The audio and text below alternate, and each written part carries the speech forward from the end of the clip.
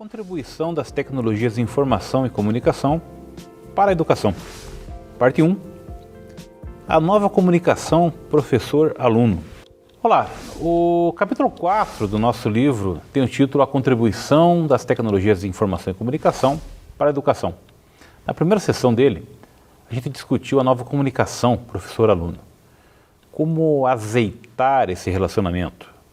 As relações entre docentes e discentes devem levar em consideração as regras básicas estabelecidas pela escola, pelo professor e pela comunidade. Normalmente, a indisciplina dos alunos é uma resposta à autoridade do professor, já que ele só contesta porque não está de acordo com as exigências estabelecidas, com os valores que se impõem, os critérios de avaliação, a parcialidade, etc.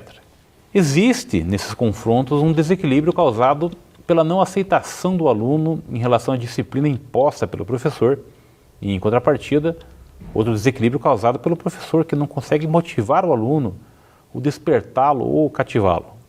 São variados os motivos da indisciplina e podem ser extrínsecos à sala de aula, problemas familiares, inserção social ou escolar, excessiva proteção dos pais, influência de ídolos violentos, entre muitas outras extramuros, contra os quais os professores pouco podem fazer. Mas também a escola deve considerar que existem outras causas que resultam de disfunções entre os alunos e os professores. Os comportamentos inadequados muitas vezes são os mais do que chamar de atenção ao professor sobre os seus métodos de ensino ou sobre as estratégias em relação ao que é utilizado em sala de aula. O professor deve ser justo na negociação do contrato que faz com seus alunos, pois a alteração de quaisquer das regras pode provocar, claro, indisciplina. Vale aquela máxima: combinado não é caro. O que a gente vê é que a indisciplina pode surgir também como alternativa do insucesso escolar do aluno, que procura desse modo valorizar a sua relação em relação aos outros. Esse tipo de insucesso não se refere exclusivamente às notas.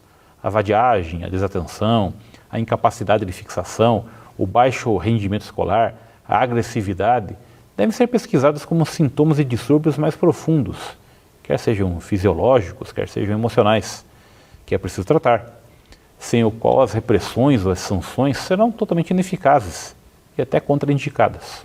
A conversa entre os alunos pode ser outra forma de disciplina, quando eles conversam muito entre si. Os alunos falam e continuam a falar, mesmo depois do professor chamar a atenção. Por que isso acontece? Para relatar assuntos exteriores da sala de aula, para mostrar que faz parte do grupo, da turma, para mostrar a oposição à autoridade do professor, para esclarecer ou compreender o que o professor acabou de dizer, para mostrar seu descontentamento com a disciplina ou com o professor, entre tantas outras possibilidades. Agora, como resolver isso? A escola pode sugerir ao professor a conversa particular com cada aluno, como instrumento capaz de alterar alguns comportamentos. O professor, ao utilizar estratégias adequadas que previnam comportamentos indesejáveis, define regras comportamentais de um modo explícito entre os alunos e entre si mesmo e eles. Essas regras devem ser reforçadas pela escola ao longo do ano, paralelamente à piora ou melhora das atitudes dos alunos. A escola deve, em reuniões antecipadas com seu corpo docente, incitar os professores a assumirem algumas atitudes dentro da sala de aula, a fim de estabelecer compromissos de cumprimento de regras, que ao longo do ano letivo podem ir se tornando mais ou menos flexíveis, acordadas entre todos. São algumas atitudes que podem estabelecer um mínimo de seriedade nessa relação entre professor e aluno. Para turmas naturalmente mais imaturas, como crianças e jovens, primeiro convém mostrar-se sério nas primeiras aulas, não caindo assim tão facilmente em piadas. Impedir ou limitar as saídas durante a aula. Não permitir que se levantem do lugar sem que peçam autorização. Não permitir que troquem materiais sem que peçam autorização. Dispor os alunos em lugares fixos, de modo a favorecer a cooperação e a concentração. Seguir a boa prática de que, quando um aluno ou professor fala, os outros escutam. E não confundir a liberdade permitida com a libertinagem excessiva. Se o professor assumir essas atitudes mais realistas, mostrará aos alunos mais confiança, sem perder o controle da situação e sem se mostrar inutilmente permissivo, evitando assim boa parte dos possíveis conflitos. Há uma função inerente de policiamento. O professor deve assumir a atitude de quem detém o poder, sem saber quanto nem quando o vai usar. Se um professor explora demais as mesmas armas, acaba ficando desarmado.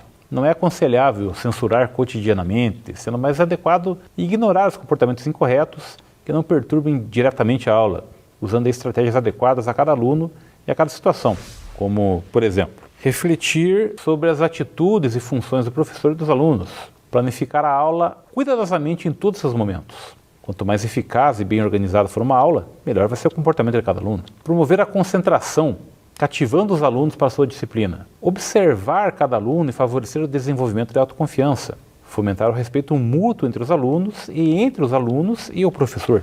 E discutir com os alunos o contrato, o regulamento de uma turma, respeitando-o e fazendo-o respeitar.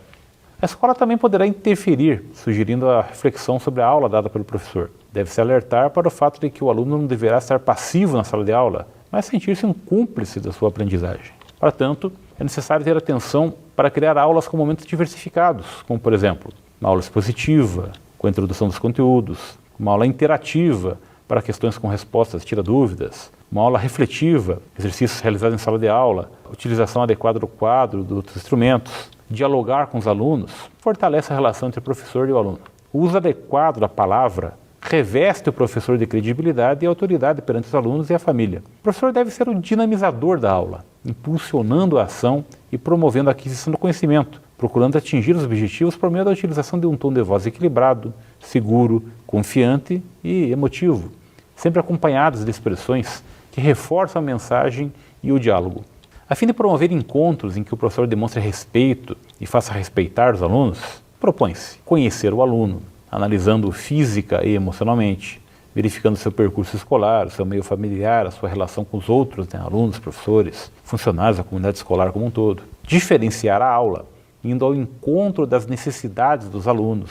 Gratificar o aluno quando ele assume boas atitudes. É fundamental tratar o aluno como pessoa, contribuindo sempre que possível para a formação da autoestima. Ignorar acontecimentos indesejáveis para não provocar repulsa por parte do aluno.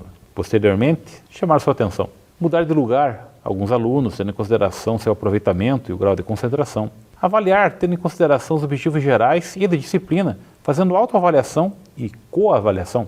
A escola deve incitar o professor a conquistar a confiança dos seus alunos, por intermédio de um comportamento exemplar, evitando ofendê-los verbal ou fisicamente, ou desprezá-los de alguma forma. É isso. A você, bons estudos.